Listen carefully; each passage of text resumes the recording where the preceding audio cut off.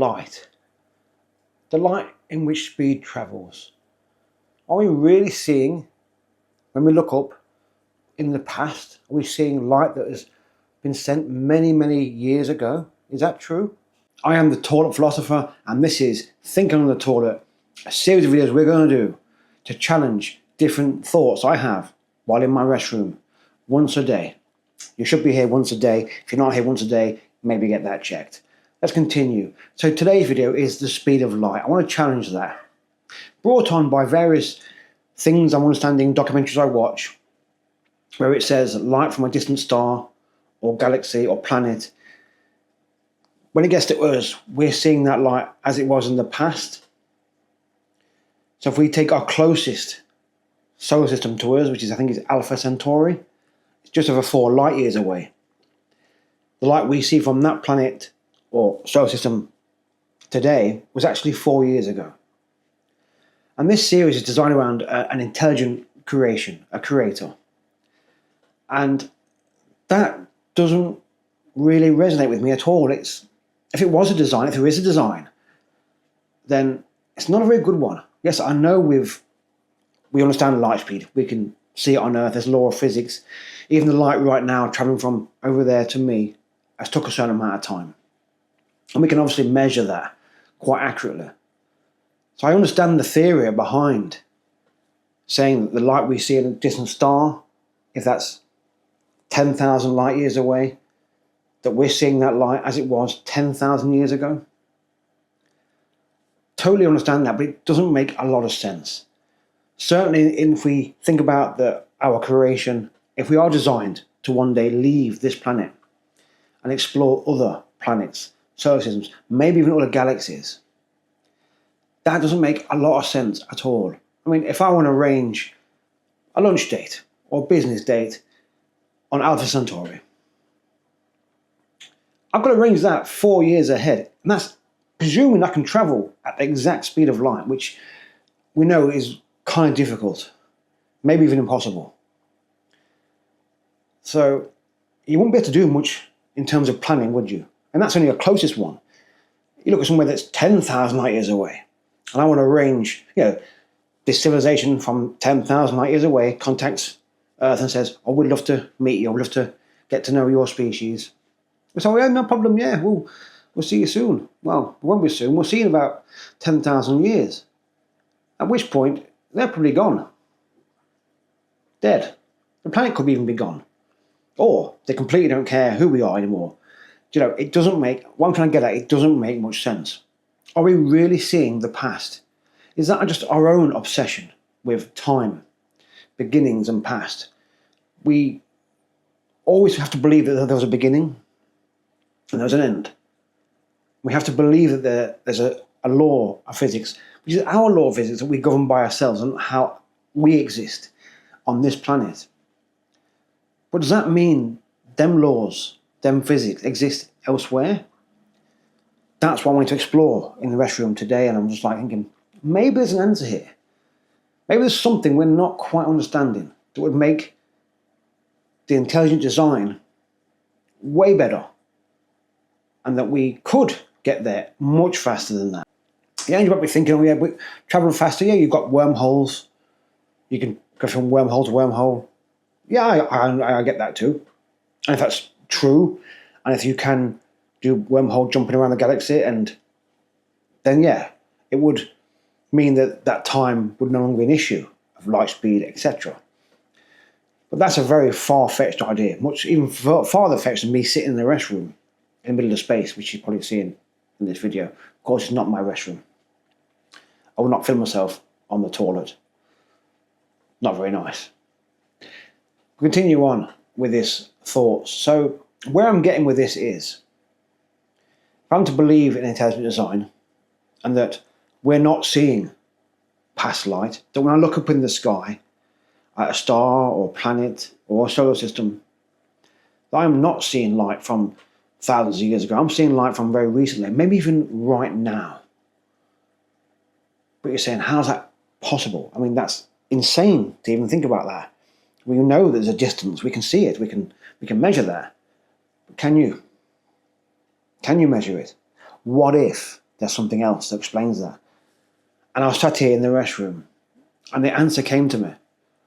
And I thought, maybe, what if we're in this heliosphere? We exist in this kind of bubble, this field. I think they call it the heliosphere. I might have made that up. Hopefully I didn't make it up, but this video is not scripted. These are random thoughts. Please understand that. And if we're in this heliosphere, maybe our laws of physics only exist in that sphere. Sphere. Can't even pronounce my words properly today. Sorry. And yeah, so my thought was, maybe if we choose or can or one day are able to leave the heliosphere, maybe the laws of physics completely change. Maybe the dark matter as we see it, we know what that is yet, is something completely different. And that these distances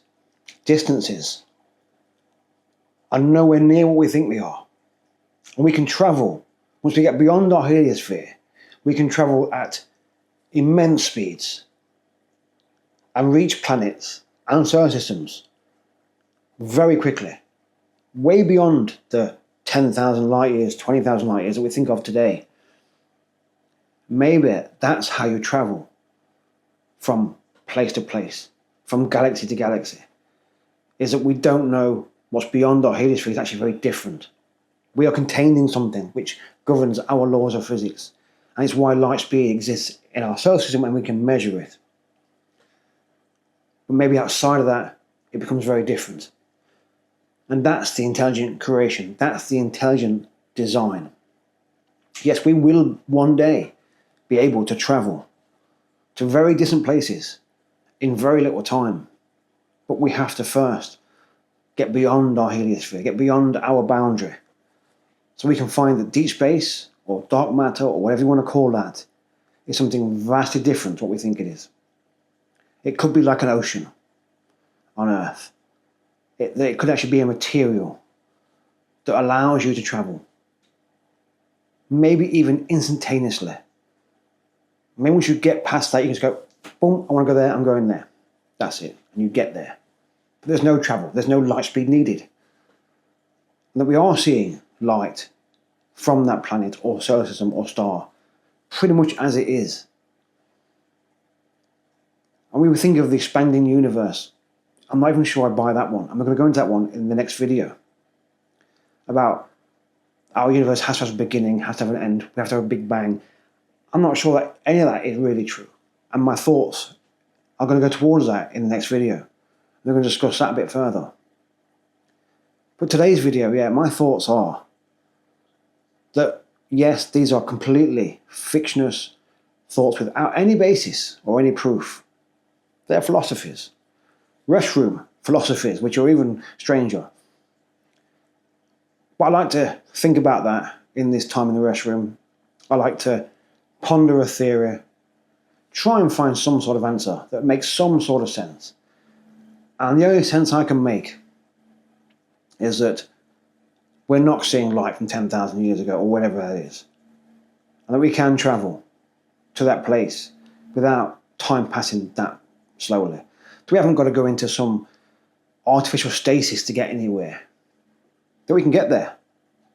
Because we don't know what travel is like beyond our heliosphere.